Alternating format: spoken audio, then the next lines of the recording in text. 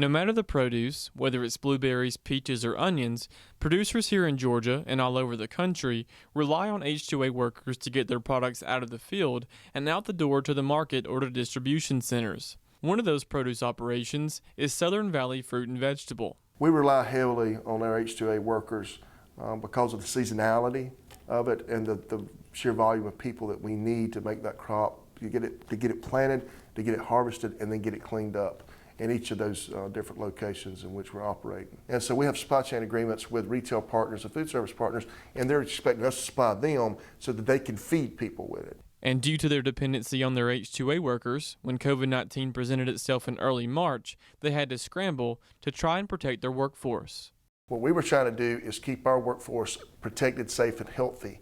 We didn't know what kind of immunities would be needed, and these people were all coming from pre-indigenous areas. A lot of them hadn't had immunizations the way that we have when we were growing up, and they've built natural immunity to certain things, but it's all about exposure. Nobody really knew what COVID was still at this point in time. So we wanted to mitigate their risk and to protect their health. Once they knew more information, they adapted their facilities and their operations by doing things like temperature checks, health questionnaires, and quarantining those that exhibited symptoms.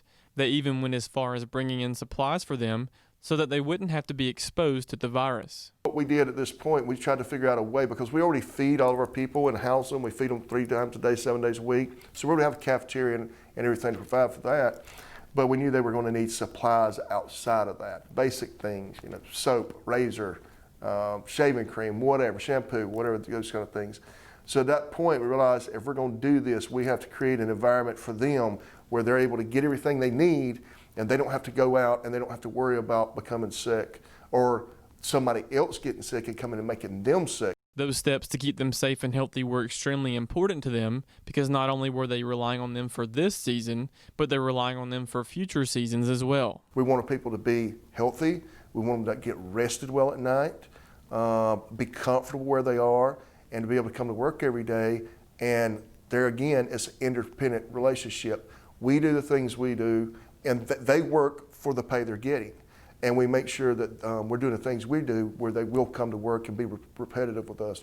We don't like turnover in our business. We want the same people coming every year because those people gain a lot of skills, a lot of experience by being repetitious workers. And a fruit basket turnover is never any good for a company, not if you have a skill set that you have to work in.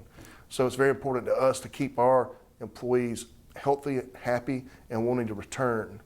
And then in return of that, if they want to return, they'll do a good job. They'll do the right thing where they're here. Reporting in Colquitt County for the Farm Monitor, I'm John Holcomb.